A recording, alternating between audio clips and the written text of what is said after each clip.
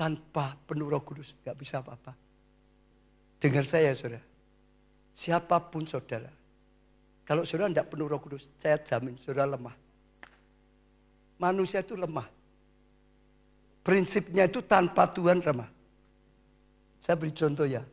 Tuhan Yesus itu luar biasa enggak? Dia Tuhan loh saudara. Waktu dilahirkan sebagai manusia untuk selamatkan kita, dia nanggalkan keilahiannya. Dia seperti kita, manusia biasa.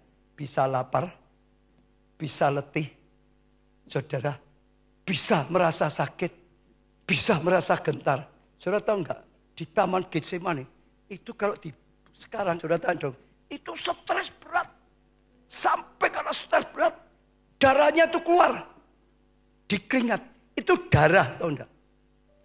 Dia mengalami pergumulan gitu, karena disuruh nyelakit. Untuk disiksa, saudara. Untuk dibunuh sampai mati, dia sudah tahu. Saudara dengar, ya.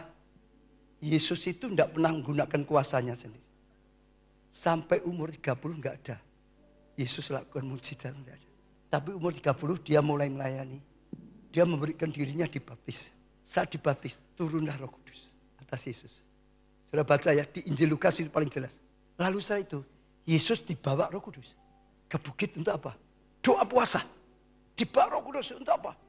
Kalahkan godaan-godaan. Dibawa Roh Kudus, saudara, jangan salah. Untuk doa puasa. Dibawa Roh Kudus untuk dicobai, kalahkan, untuk menang. Setelah itu Yesus turun dengan kuasa Roh Kudus. Ditulis, dia datang di satu sinagog, diberi kitab Yesaya. Dia berkata, Roh Tuhan ada padaku untuk kuasa. Oh, bebaskan orang yang terikat dan macam-macam. Setelah itu, perkataannya penuh kuasa. Orang kaget, ini kok sekarang perkataannya luar biasa. Pelayanan penuh kuasa. Semua, dia sembuhkan orang bukan dengan kuasanya, dengan kuasa Roh Kudus. Dia usai setan bukan dengan kuasa sendiri, dengan kuasa Roh Kudus. Bahkan Yesus mati dibangkitkan Roh Kudus.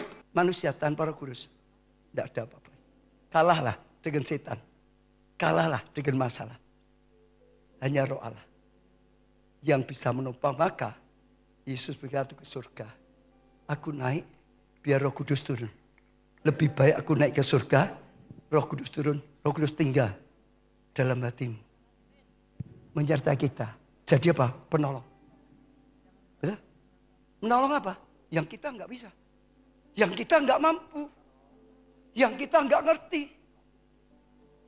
Dia itu penolong. Menolong kita kuat. Menolong kita menang. Menolong kita jadi berkat. Menolong kita menuai besar-besaran.